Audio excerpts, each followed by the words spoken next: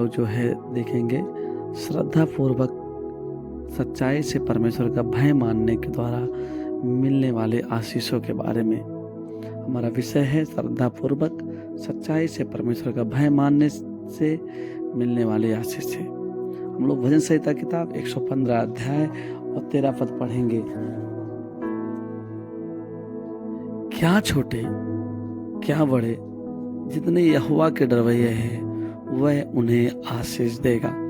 प्रिय परमेश्वर बच्चों, इसमें देखो साफ तौर पर कह रहा है कि क्या छोटे क्या बड़े, क्या ऊंच क्या नीच, जितने भी हैं परमेश्वर का भय मानते हैं, परमेश्वर उनमें से हर एक को आशीष देगा।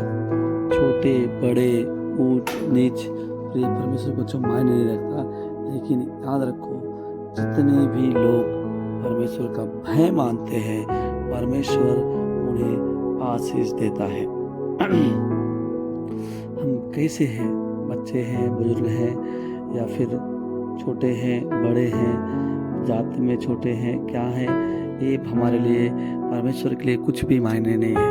वचन कह रहा है कि छोटे या बड़े जितने लोग परमेश्वर का भय मानते हैं, जितने भी परमेश्वर का भय मानकर जीवन जीते हैं, जितने भी परमेश्वर के भय मानकर अपना जीवन यापन करते हैं, परमेश्वर उन्हें आशीष देता है या परमेश्वर उनमें से हर एक को आशीष देता है। एक और हम लोग पढ़ेंगे व्यवस्था विवरण किताब और उसका 5 अध्याय और उसका 29 पद। व्यवस्था विवरण 5 का 29। अब ध्यान सुनिए, इस प्रकार से लिखा है, भला होता कि उनका मन सदैव ऐसा ही बना रहता कि वे मेरा भय मानते हुए मेरी सब आज्ञाओं पर चलते रहे, जिससे उनकी और उनके वंश की सदैव भलाई होती रहे। भला होता कि उनका मन सदैव ऐसा ही बना रहता। प्रिय परमेश्वर बच्चों, परमेश्वर का वचन कह रहा है कि भला होता ये लोगों का मन सदैव ऐसा ही बना रहता। कैसा? परमेश्वर का भय मानने वाला। यहाँ पर लिखा है भला होता कि उनका मन सदैव ऐसा ही बना रहे कि वे मेरा भय मानते हुए मेरी सब आज्ञाओं पर चलते रहे, जिससे परमेश्वर उनके वंश पर सदैव भलाई करता रहे।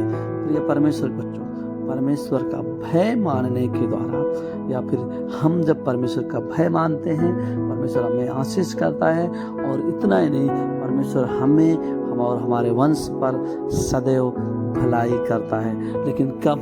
जब हमारा मन सदैव कैसा रहेगा? उसका भय मानने वाला रहेगा। भला होता कि इनका मन सदैव ऐसा ही बना था। कैसा? कि वे मेरा भय मानते रहे या मेरा भय मानने वाले बने। परमेश्वर अपने भय मानने वालों को आशीष देता है।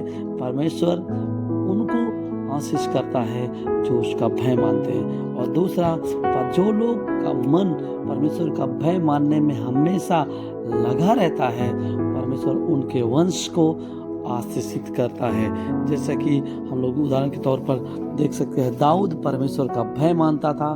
दाऊद परमेश्वर की भय मानकर जीवन व्यतीत करता था, परमेश्वर की भय के साथ जिंदगी यापन करता था। इस वजह से परमेश्वर ने दाऊद को आशीष करने के साथ साथ उसके वंश को भी आशीष किया, उसके वंश को भी बढ़ाया। दाऊद के बाद सुलेमान के बाद उसका बेटा, उसके बाद उसका बेटा, उसके बाद उसके बेटा, ऐसे सारे लोगों को आशीष किया। हाँ, ये लोगों ने भय नहीं माना, लेकिन दाऊद के भय मानने के द्वारा परमेश्वर उनके वंश को आशीषित करता चला गया।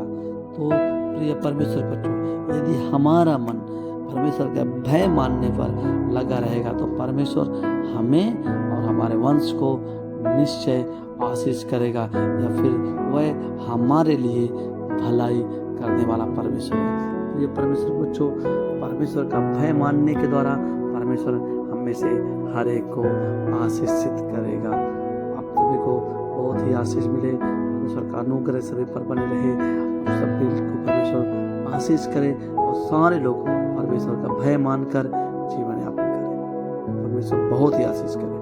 सभी को जय मसीह।